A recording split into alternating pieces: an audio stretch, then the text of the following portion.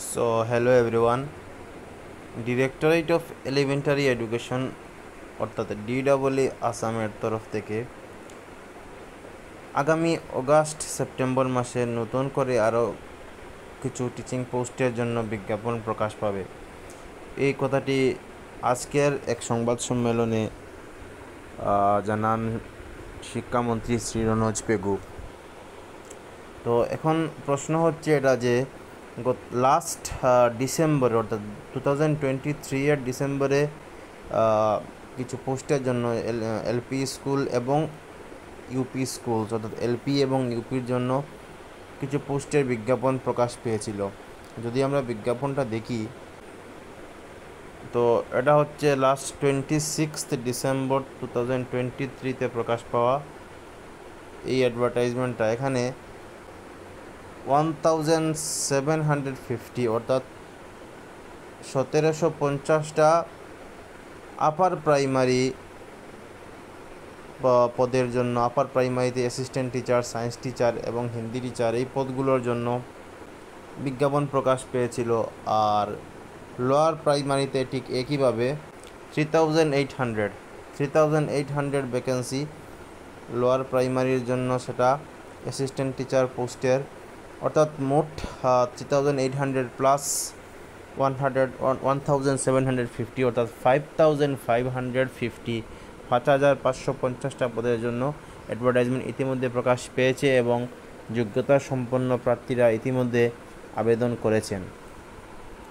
আজকের সাংবাদিকের সঙ্গে আলোচনায় শ্রী রনোজ পেগু জানিয়েছেন যে নতুন করে আরও অগাস্ট সেপ্টেম্বরে ডিডাব্লিউর তরফ থেকে কিছু বিজ্ঞাপন প্রকাশ পাবে।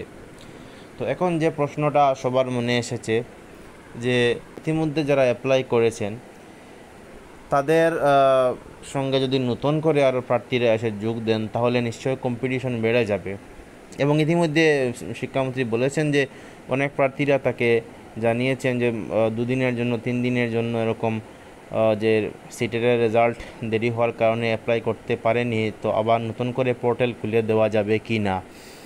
তো এই সবগুলোর উত্তর রনোজ পেগু আজকের সাংবাদিকের সঙ্গে আলোচনায় তিনি দেন। আমি সরাসরি আপনাদেরকে সেই শিক্ষামন্ত্রীর দেওয়া সাক্ষাৎকারে নিয়ে যাচ্ছি। এতিয়া ধৰক নিৰ্বাচনৰ পূৰ্বে প্ৰাথমিক শিক্ষা সঞ্চালকালয়ৰ অধীনত মুঠ 5550টা আৰু মাধ্যমিক শিক্ষা সঞ্চালকালয়ৰ অধীনত 8980টা শিক্ষকৰ পদৰ বাবে ইতিমধ্যে অৰ্হতা সম্পন্ন প্ৰাৰ্থীৰ পৰা আবেদন বিচাৰি যিটো বিজ্ঞাপন প্ৰকাশ কৰা হৈছিল। আৰু তেতিয়া নিৰ্বাচনী আচৰণ বিধি উকলি যোৱাৰ পাছত এই পদসমূহ পূৰণৰ কথা কোৱা হৈছিল যদিও আজিলৈকে এই পদসমূহ কিন্তু খালী। ইয়াৰ আমাৰ আবেদন গ্ৰহণ প্ৰক্ৰিয়াটো সম্পূৰ্ণ হ'ল। এতিয়া আমাৰ ডকুমেণ্ট ভেৰিফিকেশ্যন হ'ব। এই 2 দিনৰ ভিতৰতে ডকুমেণ্ট ভেৰিফিকেশ্যনৰ প্ৰক্ৰিয়াটো কমপ্লিট হ'ব। তাৰ লগে লগে আপোনাৰ মেৰিট লিষ্ট, প্ৰভিজনেল যি মেৰিট লিষ্ট হয়, প্ৰভিজনেল মেৰিট লিষ্টটো ওলাব আৰু একেটা সময়তে নতুন বিজ্ঞাপনটো প্ৰকাশ পাব, মানে পেৰেলেলি। আৰু আমি সময়সীমাটো এনেকুৱা কৰি দিম যে যিসকল যদি কোনো মেৰিট লিষ্টত এখন তালিকাত তেওঁলোক নিৰ্বাচিত নহয়, ইমিডিয়েটলি যাতে তেওঁলোকে দ্বিতীয়টো বিজ্ঞাপনৰ এগেইনষ্টে আবেদন কৰিব পাৰে। কাৰণ তেওঁলোকৰ প্ৰফেশ্যনেল কোৱালিফিকেশ্যন আছে, টেট পাছ কৰি থৈছে আৰু তেওঁলোকে DLED পাছ কৰি থৈছে। মোলৈ বহুত মেছেজ আহি আছে, ছাৰ 2 দিনৰ কাৰণে আমি এপ্লাই কৰিব নোৱাৰিলোঁ। অৰ্থাৎ যিদিনা লাষ্ট ডেট আছিলে এপ্লিকেশ্যন কৰাৰ, তাৰ 2 দিন পাছত তেখেতৰ চিটেটৰ ৰিজাল্ট ওলাইছে। গতিকে তেওঁ আবেদন কৰিব নোৱাৰিলে। গতিকে পৰ্টেলটো আকৌ খুলি দিয়ক। মই পৰ্টেলটো খুলি দিয়াৰ লগে লগে যিসকলে অলৰেডি আবেদন কৰি থৈছে, মই পৰ্টেল খুলি দিলে তেওঁলোক হাইকোৰ্টত গুচি যাব।